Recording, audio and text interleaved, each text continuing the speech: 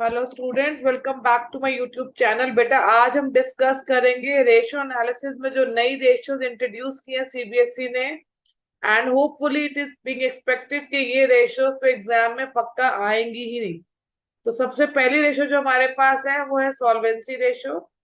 और जो solvency ratio जो ऐड हुई इस साल हुआ डेट टू कैपिटल एम्प्लॉयड, जिसका formula debt upon capital employed.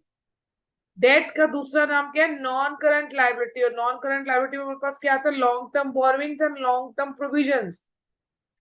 Long term borrowing में हमारे पास डिबेंचर, लोन और पब्लिक डिपॉजिट्स आते हैं। लॉन्ग टर्म प्रोविजन में provision for warranties, employees provident fund, leave encashment आता है। अगर हम कैपिटल एम्प्लॉयड की बात करें तो हमारे पास इसका जो फॉर्मूला है from asset approach, that is non current asset plus current assets minus current liabilities. और हम नॉन करंट एसेट्स को अगर एज इट इज लिखे तो current assets minus current liabilities हमारा वर्किंग कैपिटल होता है। और अगर नॉन करंट एसेट और करंट एसेट्स को ऐड करें तो हमारे पास आता है टोटल एसेट्स। और इसमें से अगर हम करंट लाइबिलिटीज माइनस करेंगे तो हमारे पास आएगा कैपिटल एम्प्लॉयड। लाइबिलिटी साइड से हमारे पास जो फॉर्मूला वो है share holders fund plus non current liabilities, या अगर हम फर्दर बायफिकेट करें शेयर होल्डर फंड को तो it is share capital plus reserve and surplus. और long term sorry non current liabilities को अगर हम बायफिकेट करें it is long term borrowings and long term provisions. Turnover ratio की बात करें तो जो हमारे पास रेशियो है वो है fix asset turnover ratio. Turn over is sales only. तो सबसे पहले हमारे पास न्यूमरेटर में आरएफओ आएगा और अपॉन में fix assets. Revenue from operation का फॉर्मूला हमें पता है, cash revenue from operation plus credit revenue from operation. और अगर हमारे पास सेल्स रिटर्न की हो तो वो इसमें से माइनस हो जाएगा। फिक्स एसेट जो हमें लेनी वो लेनी ग्रॉस फिक्स एसेट में से डेप्रिसिएशन माइनस करने के बाद वो एसेट जो आफ्टर डेप्रिसिएशन आता है। सेकेंड हमारे पास जो टर्नओवर रेशियो हुआ है नेट एसेट टर्नओवर रेशियो, जिसको हम कैपिटल एम्प्लॉयड टर्नओवर रेशियो भी कहते हैं। इसका formula revenue from operation upon net asset which is capital employed only. अब पहला क्वेश्चन जो हमारे पास आ रहा है बेटा, यहाँ पर हमें क्वेश्चन में एक बैलेंस शीट गिवन है और क्वेश्चन हमें कह रहा है to calculate debt to capital employed ratio. अब डेट के लिए हमारे पास नॉन करंट लायबिलिटी में लॉन्ग टर्म बोरोइंग्स और लॉन्ग टर्म प्रोविजंस भी गिवन है। कैपिटल एम्प्लॉयड के लिए हम share holders fund, reserve and surplus, और अगर अपनी नॉन करंट लायबिलिटीज को यानी ये वाला हेड 1 और 2 को ऐड करते हैं तो हमारे पास आ जाएगा हमारा capital employed. So C capital employed is equal to share capital plus reserve and surplus long term borrowing long term provision plus करेंगे इन सबको तो आएगा 8 लाख। अगर हम एसेट साइड से फॉलो करें तो हमारे पास है non current assets plus working capital. Working capital is current assets minus current liabilities. Debt हमारे पास है हमारी लॉन्ग टर्म बोरिंग और long term provision which is coming 2 lakh. तो हमारा फॉर्मूला जो है वो डेट अपॉन कैपिटल एम्प्लॉयड। ये रेशो जो है वो प्योर रेशो में निकलता है। तो डेट जो कि हमारा लॉन्ग टर्म बोरोइंग्स और लॉन्ग टर्म प्रोविजन का समेशन है which will come 2 lakh divided by capital employed asset approach और हमारा जो कैप लाइबिलिटी अप्रोच है, दोनों से 8 लाख आ रहा है। तो हमारी जो रेशियो आ रही है वो आ रही है 0.25:1। नेक्स्ट क्वेश्चन हमारे पास debt to capital employed ratio निकालना है। हमारे पास शेयर कैपिटल है, रिजर्व सरप्लस है, सिक्योरिटी प्रीमियम है, पीएनएल का डेबिट बैलेंस है। तो देखो ये शेयर होल्डर फंड के लिए share capital plus general reserve plus security premium और पीएनएल का डेबिट बैलेंस माइनस हो जाएगा। जबकि हमारे पास 10% का लोन और 8% के डिबेंचर गिवन है नॉन करंट लाइबिलिटीज के लिए। तो देखो कैपिटल एम्प्लॉयड का formula share capital plus general reserve plus security premium minus PNL का डेबिट बैलेंस प्लस हमारी नॉन करंट लायबिलिटी जो कि है 8% डिवेंचर और 10% का लोन। तो ये अमाउंट हमारे पास आ रहा है 15 lakh. Debt obviously will take only 8% debenture and loan from bank which is coming 6 lakh. तो हमारा जो रेशियो आ रहा है that is 6 lakh divided by 15 lakh which is coming 0.4:1। Next ratio की बात करें, again debt to capital employed ratio. ये हमारे पास टोटल डेट्स गिवन है 8% डिवेंचर जो कि हमारे नॉन करंट लाइबिलिटी है, नॉन करंट एसेट्स है, करंट एसेट्स और कैश इक्विवेलेंट है। बेटा यहाँ पर कैपिटल एम्प्लॉयड में मैंने फॉर्मूला लिखा non current assets plus working capital which is current assets minus current liabilities. आप सोच रहे होगे करंट लायबिलिटीज कहाँ से आई? तो बेटा हमारे पास टोटल डेट का फॉर्मूला क्या होता है? टोटल डेट होता है करंट लायबिलिटी और नॉन करंट लायबिलिटीज का टोटल। अगर मुझे करंट लायबिलिटीज निकालनी है तो मैं अपने टोटल डेट में से अपनी नॉन करंट लायबिलिटीज को माइनस कर दूंगी।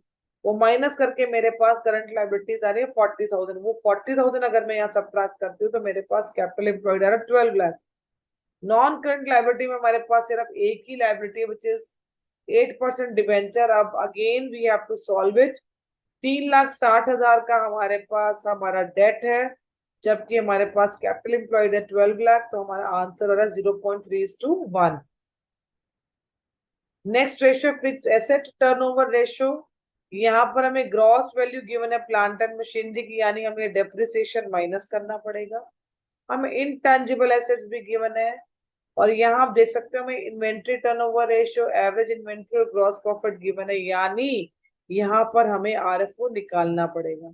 आरएफओ अपॉन फिक्स्ड एसेट हमारा फॉर्मूला है। तो बेटा फिक्स्ड एसेट कैसे निकलेगा? Plant and machinery minus accumulated depreciation plus intangible asset.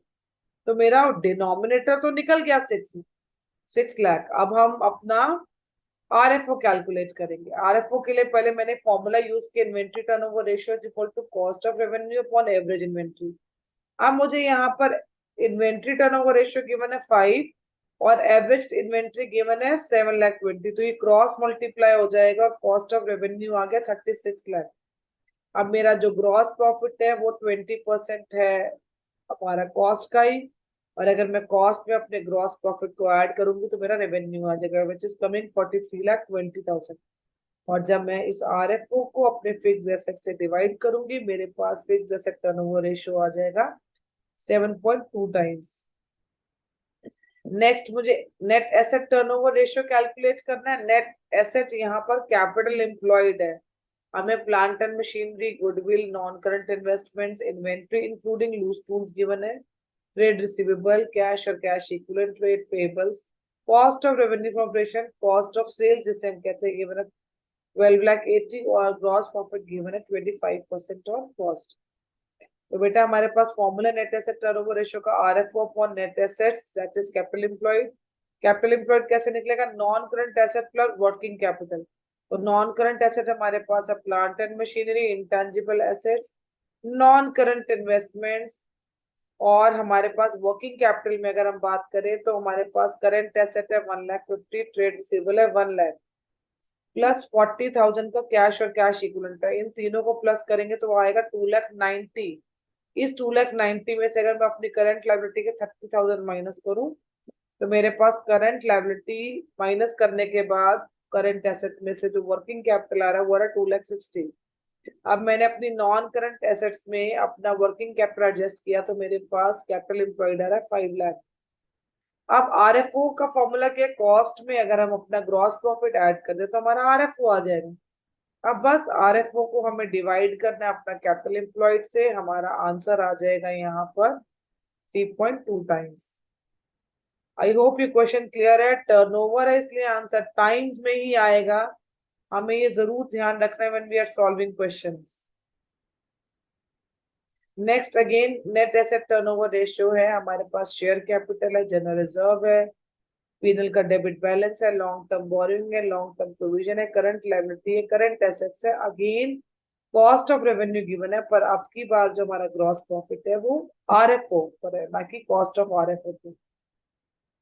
Formula हमें पता ही है, RFO upon net asset. Capital employed निकालने के लिए हम लायबिलिटी साइड का अप्रोच यूज करेंगे, share capital plus general reserve minus PNL का balance which is our shareholders fund plus non-current liability which is 2,90,000 plus 30,000।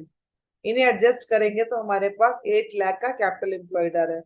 अब आरएफओ निकालने के लिए हमारे पास फॉर्मूला है cost plus gross profit.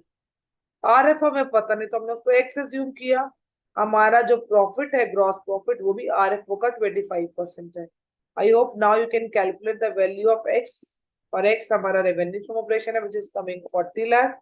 Question again very easy, RFO है 40 लाख, कैपिटल एम्प्लॉयड है 8 लाख, तो मेरी रेशियो जो है वो आ रही है 5 टाइम्स।